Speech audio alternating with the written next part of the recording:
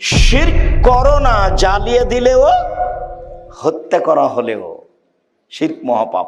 কেউ যদি গণকের কাছে যায়, তার কাছে গেলেই তার 40 দিনের সালাত কবুল হবে না, খালি গেলে।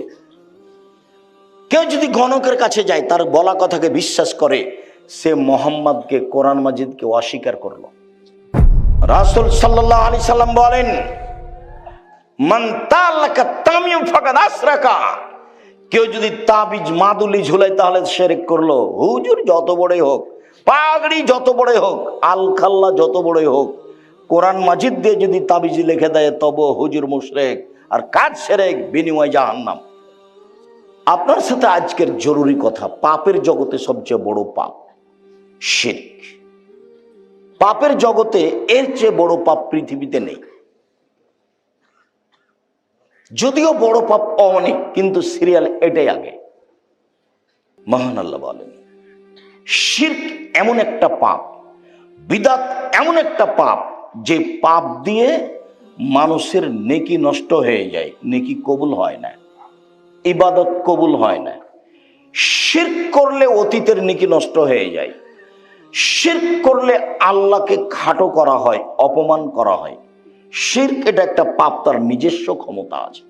বিদআত একটা পাপ, ইবাদত আর কবুল হয় না, রাসূলকে অপমান করা হয়। বিদআত একটা পাপ, রাসূলকে অপমান করা হয়। আপনার রাসূলের নামে যেটা ইবাদত চলে, রাসূলের নয়, সেটার নাম বিদআত। আল্লাহর নামে যেটা ইবাদত চলে, সেটা আল্লাহ বলেননি, সেটার নাম শিরক। এই দুই পাপে দুইজনের মান সম্মানের ক্ষতি হয়। আল্লাহর মান সম্মানের ক্ষতি হয়, আল্লাহর নবীর মান সম্মানের ক্ষতি হয়। শিরক, এ ব্যাপারে আল্লাহ তাআলা বলেন,